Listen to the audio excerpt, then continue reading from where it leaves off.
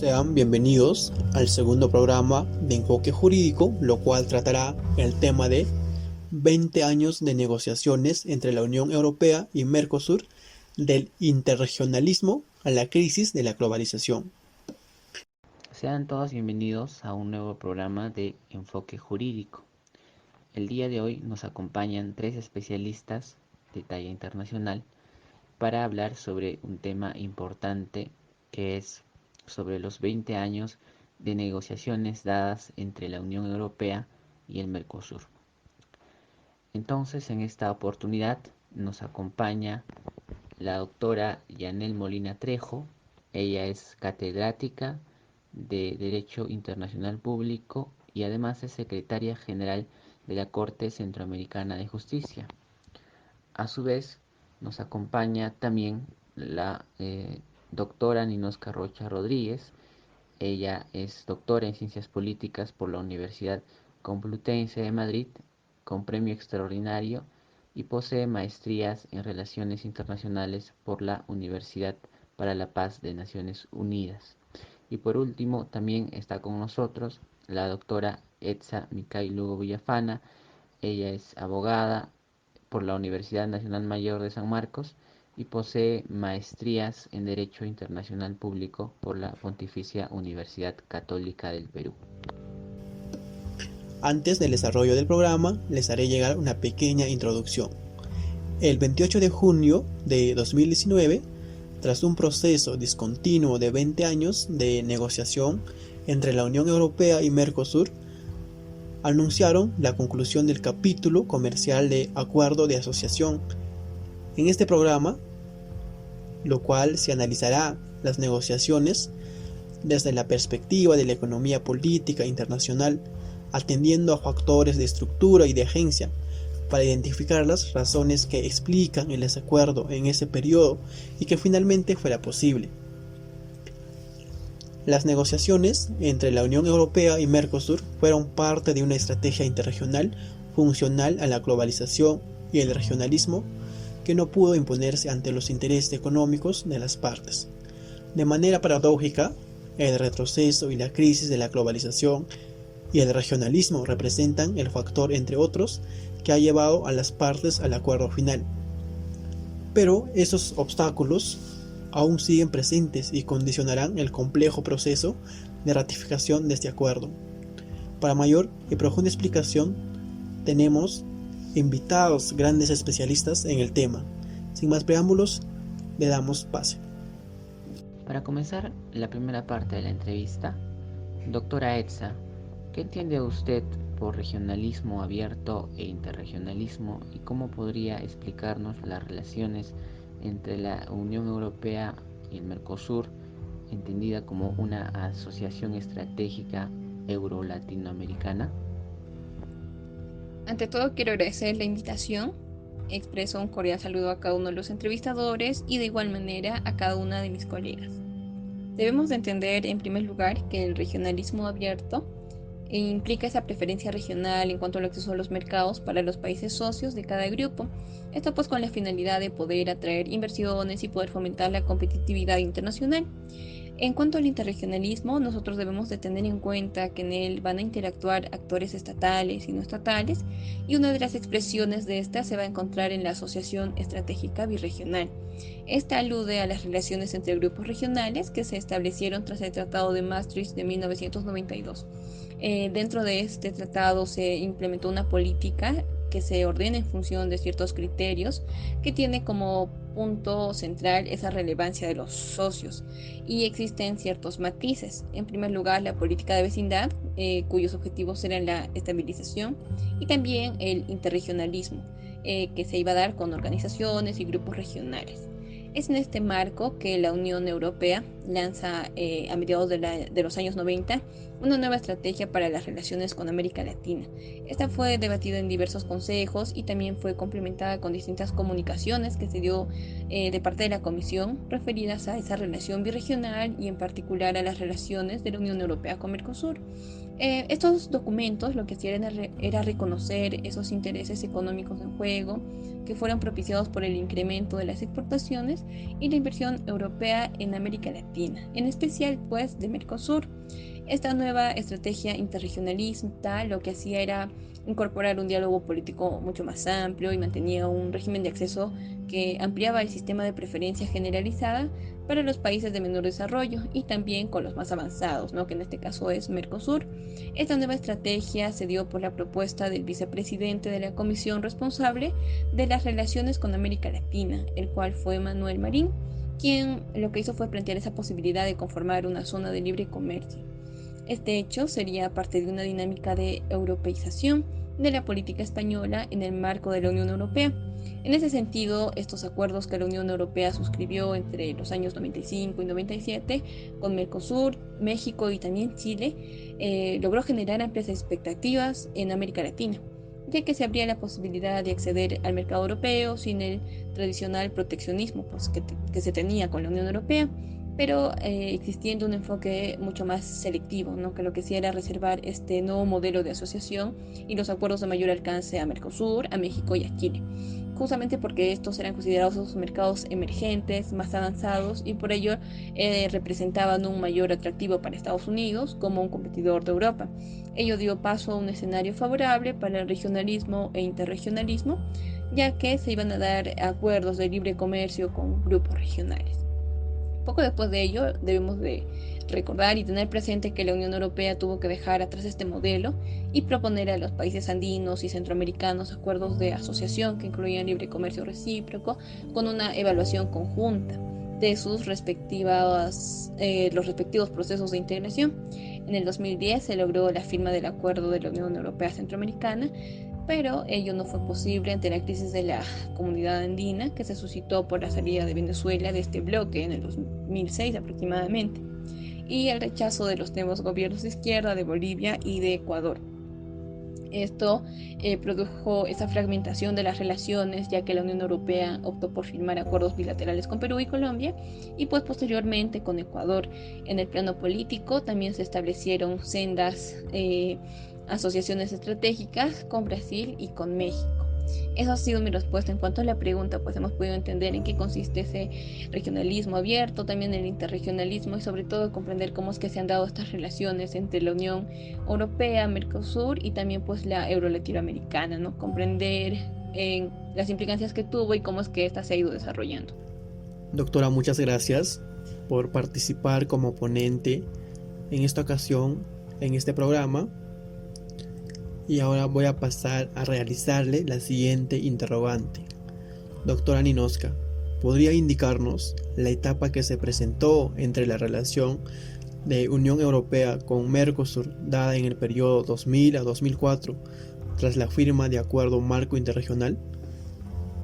Muchas gracias por el pase, doctor. Estoy muy feliz de estar aquí en su programa. Respondiendo a su pregunta, vamos a ver que en el 2000 el Comité de Negociaciones Birregionales va a dar su primera reunión. En esta vamos a ver que se va a dar a cabo una conversación para avanzar los tres componentes de acuerdo de asociaciones. ¿Cuáles van a ser estos tres componentes? El diálogo político, la cooperación y el comercio e inversiones entre los países. Vamos a ver también que a partir de ahí y hasta la suspensión formal de las negociaciones, hasta agosto del 2004, se va a dar un desarrollo de total de 15 encuentros. Vamos a ver ahí que en el 2000 se habían alcanzado acuerdos respecto al método y los objetivos de negociación, como la liberación bilateral y recíproca de bienes y servicios, conforme a las reglas del OMC. También vamos a ver que va a haber las compras gubernamentales, la apertura y no discriminación de las inversiones, de propiedad intelectual, política de competencia y mecanismos de solución de controversias. Veremos que se acordó la creación de 3 grupos técnicos de trabajo, uno de comercio de bienes, otro sobre el comercio de servicios y el otro la propiedad intelectual y de medidas para el fomento de un entorno de inversiones abierto y no discriminatorio. Vamos a ver que una de estas compras públicas de competencia y solución de controversias que se va a dar en estas reuniones va a estar en un proceso que se va a llamar negociador, ¿no? Que vamos a ver que se va a enfrentar pronto a sus límites intrínsecos, visibles en las limitaciones de las ofertas de las partes, y vamos a ver un escenario externo adverso.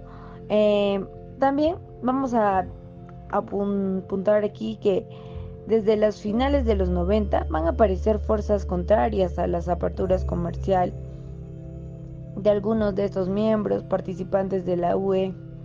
Y en el momento en celebrarse la cumbre del Río de Janeiro, la propia UE se había distanciado de la estrategia trazada, ¿no?, que ya hemos mencionado. Bueno, vamos a ver que el delineamiento político ideológico que va a tener la UE con la visión liberal dominante de la globalización para ese entonces debe verse como una expresión del nuevo ciclo de gobiernos progresistas que se firmó en Sudamérica y a mediados del primer decenio, que va a ser en el 2000, ¿no?, que va a ser un evento muy muy importante para estos países, más que todo para el aporte de la globalización que va a haber en este. Vamos a ver que todos estos van a adoptar discursos y políticas económicas y de integración posiberales, que vamos a ver que va a ser una economía neodesarrolladista, que vamos a ver que va a ir dejando atrás el modelo anterior, ¿no?, que habíamos visto en los antes del 2000, que es el regionalismo abierto. Aquí ya va a empezar más una era de la globalización, de las nuevas competencias económicas, ¿no?, los nuevos regímenes. Las nuevas estrategias regionalistas apostaron por un Mercosur, ¿no?, más social y político, y por la constitución de las Naciones Unidas Sudamericanas, que va a ser el UNASUR. Vamos a ver también que en estas fechas tan importantes va a ser un instrumento que dejaba al margen la integración de la economía clásica que habíamos visto anteriormente, ¿no?, en los años pasados, y se va a configurar como una herramienta para ampliar la autonomía política exterior de los países miembros de este, ¿no? Gracias por la respuesta, doctora. Pasando a la siguiente pregunta, doctora Yanel Molina, ¿cómo se explicaría el periodo de 6 años, dado desde el 2004 hasta el 2010, sin negociaciones que se dio entre la Unión Europea y el Mercosur? Bien, doctor, ¿cómo está? Muchas gracias por la invitación a su distinguido programa. Y a continuación voy a pasar a responder la pregunta planteada. Si bien el desinterés mutuo entre ambos bloques se evidencia en el año 2004, de hecho esta relación o este desinterés ya se podía vislumbrar desde el año 2002. En efecto, el licenciado Adrián McCook nos manifiesta que uno de los principales malentendidos fue la definición de modalidades en forma previa a la presentación de las ofertas en materia de comercio de bienes, comercio de servicios, inversiones y compras gubernamentales. En ese sentido, fue en el comercio de bienes donde se presentaron los mayores problemas para que estas negociaciones avancen. Los motivos que llevaron a la interrupción de las negociaciones del acuerdo en el año de 2004, en el mes de octubre, tienen diversos componentes. Están los coyunturales, los accidentales, así como también los problemas que son relativos a la esencia de la negociación. En los componentes coyunturales, un ejemplo que nos pone un hecho que suscita es aquí que la Unión Europea integra a más países, ¿no?, se integran más países a este bloque. Y en cuanto, pues, uno de los grandes obstáculos también que dieron cabida a este desacuerdo, a este estancamiento, fue que Mientras el Mercosur exigía un mejor acceso a las exportaciones de productos agrícolas, la Unión Europea pretendía que el bloque sudamericano fije reglas más claras para las inversiones y que de esa manera se facilite el acceso al sector de servicios. En suma, ¿no? La Unión Europea y el Mercosur se sintieron decepcionados mutuamente con las ofertas recibidas. El doctor Sana Juana incluso nos manifiesta, ¿no?, que en el desencuentro que se suscita entre ambos bloques se da por razones ideológicas, como por la negativa a realizar concesiones significativas en torno a las ofertas de negociación inicial entre dichos bloques. Es más, existe también aquí pues un antagonismo, ¿no? Mientras que en América Latina empezaba a expandirse los gobiernos progresistas, los gobiernos izquierdistas, en la Unión Europea, por el contrario, no empezó a este apogeo de la derecha. Entonces habían también intereses contrapuestos que se pueden definir como, como las causantes de esta relación entre estos bloques. Muchas gracias, doctora, por la respuesta brindada. Y ahora pasamos a cuestionarle a la doctora Edsa. Doctora Edsa, ¿han existido obstáculos tradicionales y nuevos riesgos dentro del megaregionalismo y dentro de la relación de la Unión Europea con Mercosur durante la etapa 2010 a 2016? La respuesta es interrogante, es afirmativa, puesto que sí existieron ciertos obstáculos, ciertos riesgos que se suscitaron debido a las relaciones entre la Unión Europea y Mercosur, ¿no? Para poder comprender ello, vamos a realizar una pequeña síntesis acerca de los eventos más importantes que se suscitaron entre esos años. Pues bien, comencemos. En el 2010, la sexta cumbre Unión Europea, América Latina y el Caribe decidió reanudar las negociaciones comerciales. Existieron varios factores para tomar esta decisión, dentro de ellas tres importantes que vamos a mencionar. La primera de ellas es que el bloqueo de las negociaciones de la Organización Mundial del Comercio invitó a explorar de nuevo estas vías interregionales, ¿no?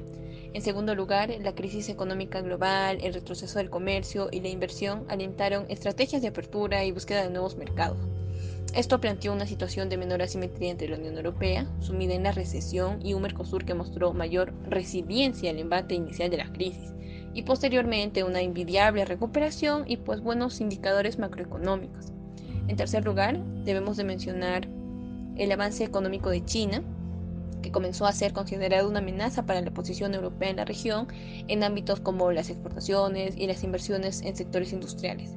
China, que en el año 2001 era un socio marginal, con solo el 4% del comercio exterior de Mercosur, en el 2017 llegó al 18%, y con ello pues lo que hacía era destronar a la Unión Europea del primer lugar como socio externo. Podemos ver estas cifras, ¿no?, como marco referencial. Además de ello, en el 2016, Mercosur representó solo el 2.5% del comercio exterior de la Unión Europea y como grupo se clasifica como el noveno socio comercial de esta. El comercio entre Mercosur y la Unión Europea aumentó, pero años posteriores se vio una disminución. Es así como la Unión Europea importa de Mercosur productos agrícolas y materias primas. Pero a pesar de este nuevo impulso, no había variado la factura interna de la Unión Europea respecto al proteccionismo agropecuario. En cuanto a las dinámicas internas de Mercosur, existieron ciertas dificultades. En la cumbre de Mercosur en San Juan se aprueba el código aduanero de este grupo, y con ello se logró un acuerdo sobre la supresión del doble cobro de arancel y se acordó un sistema de ingresos del arancel externo común. En ese sentido, Mercosur se constituiría como el territorio aduanero común, lo que era condición necesaria para la firma de un acuerdo interregional con la Unión Europea. Como han señalado los propios negociadores, la reapertura de la negociación con la Unión Europea fue un factor decisivo para que se superasen ciertas diferencias que habían gravitado sobre estas cuestiones, tal como lo menciona Peña, ¿no? Empero, esos objetivos solo se materializaron parcialmente años después. En ese periodo también se observaron diferencias marcadas entre la posición de Argentina, mucho más proteccionista a la negociación, y la de los otros miembros de Mercosur, y también pues en la cumbre del Mercosur de 2012, como sanción por la destitución del presidente Lugo, se decidió la suspensión de Paraguay como Estado parte. Este hecho permitió la incorporación de Venezuela, lo que se convirtió en un factor de inestabilidad, ¿no? Podemos ver que aquí es donde se ve ciertos obstáculos, ¿no? Porque esto implica cierta inestabilidad para un sistema que ya está bien organizado. Pero cabe resaltar que incluso aunque este país no participó en las negociaciones con la Unión Europea, pues sí fue un factor para ello. Entonces hemos podido observar que existieron grandes ventajas, ¿no? Existieron diferentes situaciones, ¿no? Que corresponden a un avance entre estas relaciones, pero también podemos ver algunos obstáculos y nuevos riesgos, pues, que justamente implica este mega regionalismo, ¿no? Que se suscitó dentro de esa relación que existía entre la Unión Europea con el Mercosur justamente durante estos años. Gracias por la respuesta, doctora.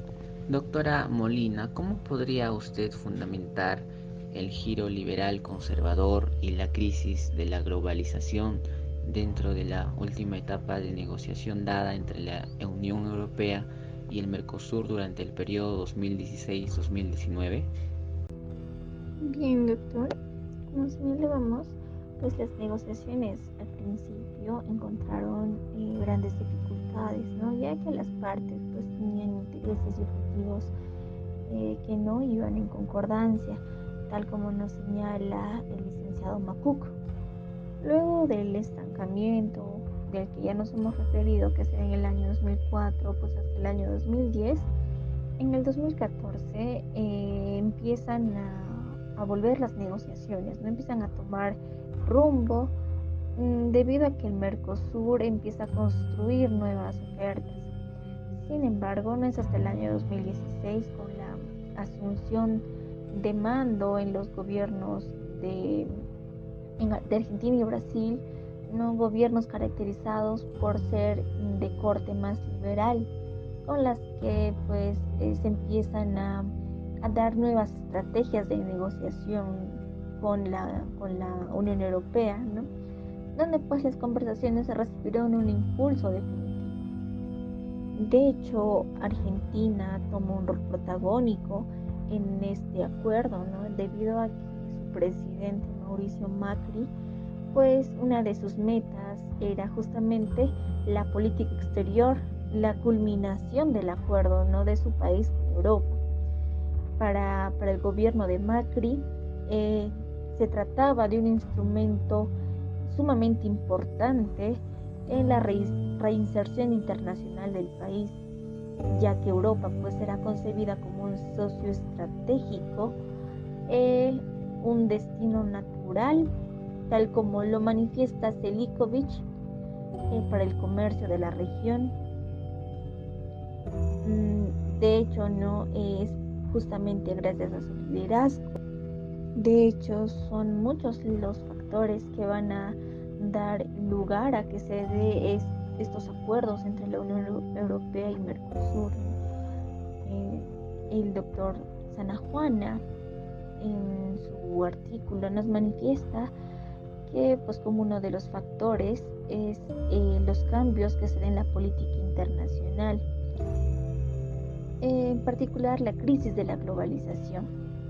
Con la asunción, en ese sentido debemos de manifestar pues que la asunción de Donald Trump a la presidencia de los Estados Unidos y al ser de un gobierno más proteccionista se empieza a cuestionar a las instituciones y normas en torno al orden liberal internacional, además que es justamente este país quien va a desencadenar las guerras comerciales frente a China y frente a la Unión Europea, que significan un riesgo de cierre de mercados, un retroceso a la inversión extranjera y que va a traer como consecuencia la desaceleración económica global.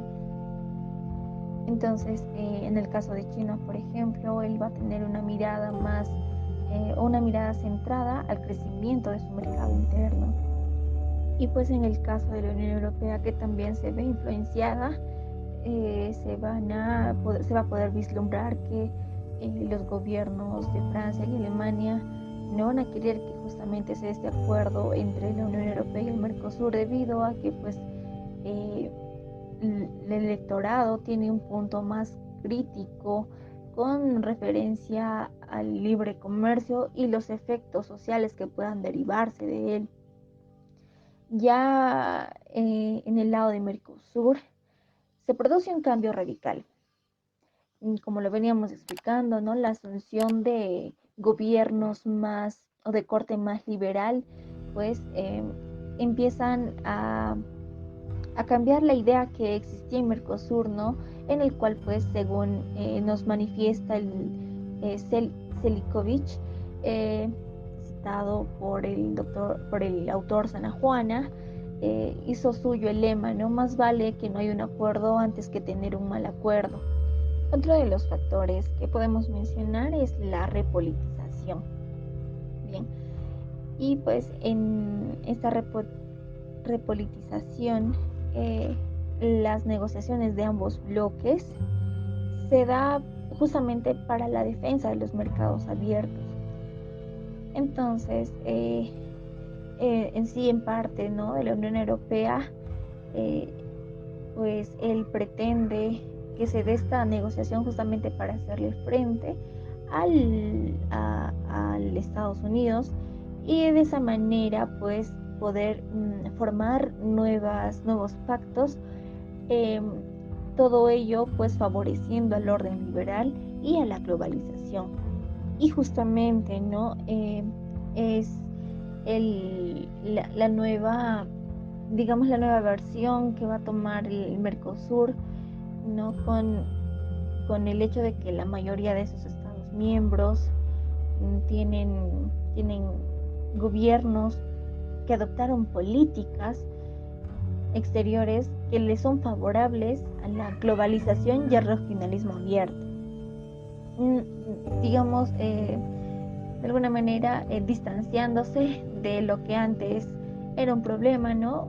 Una de las causas justamente del estancamiento era que no había esta sintonía política, porque pues los estados miembros de la Mercosur tenían gobiernos izquierdistas, mientras que pues por el lado de la Unión Europea existía, ¿no?, un antagonismo con el gobierno de corte más derechista. Entonces, ya digamos que para que se dé la negociación existe esta sintonía política.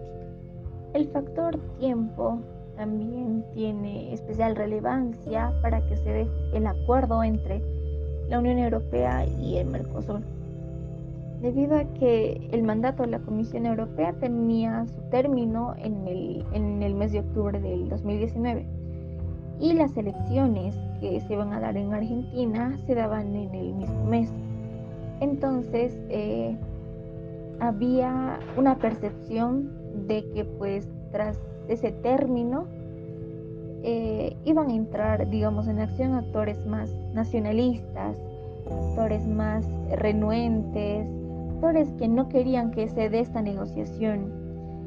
Ello pues generó en ambas partes, ¿no?, esa convicción, tal como nos menciona el doctor Sanahuana.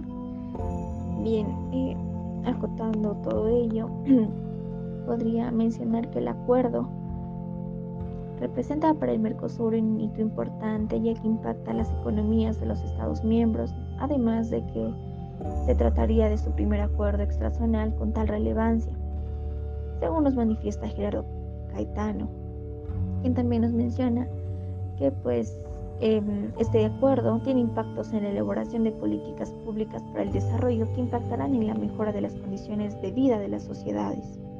Y bueno, por el lado de la Unión Europea, cabe resaltar que este bloque económico también obtiene importantes ventajas en materia industrial, en el acceso también, ¿no?, que va a obtener al ingresar a un gran mercado como es el Mercosur.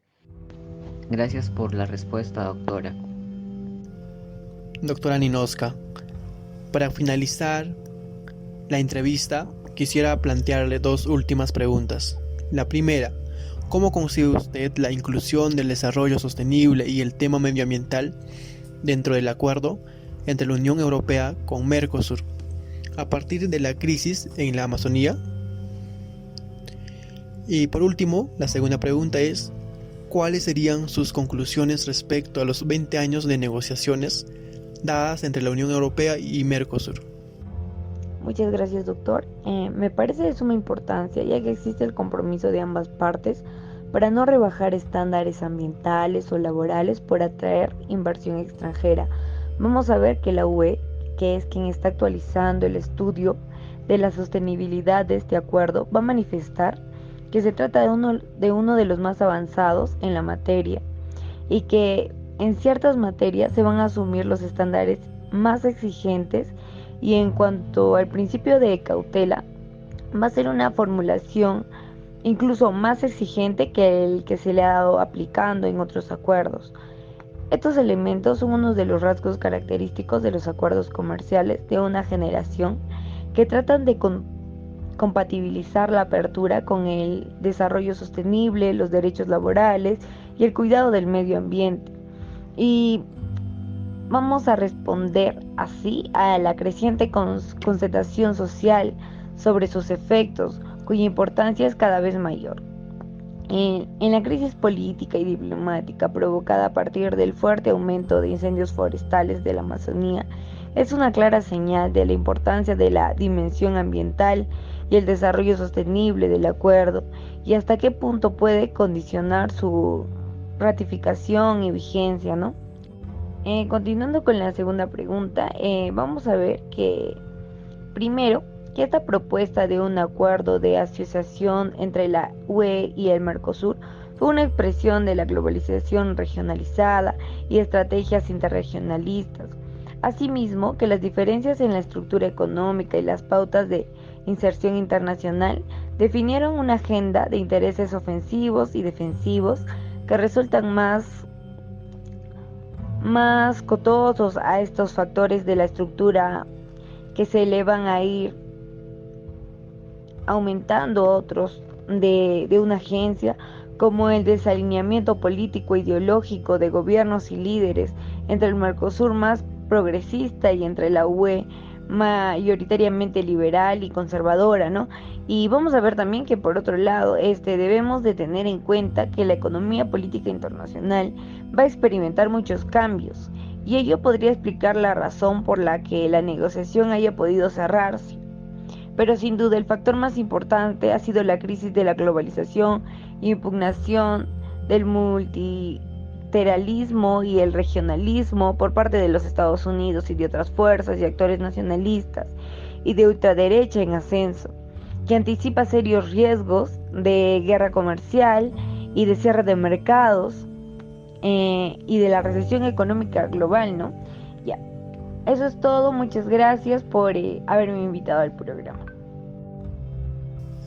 Así finalizamos a este programa de entrevista con la participación de las doctoras y nuestros seguidores que día a día nos acompañan.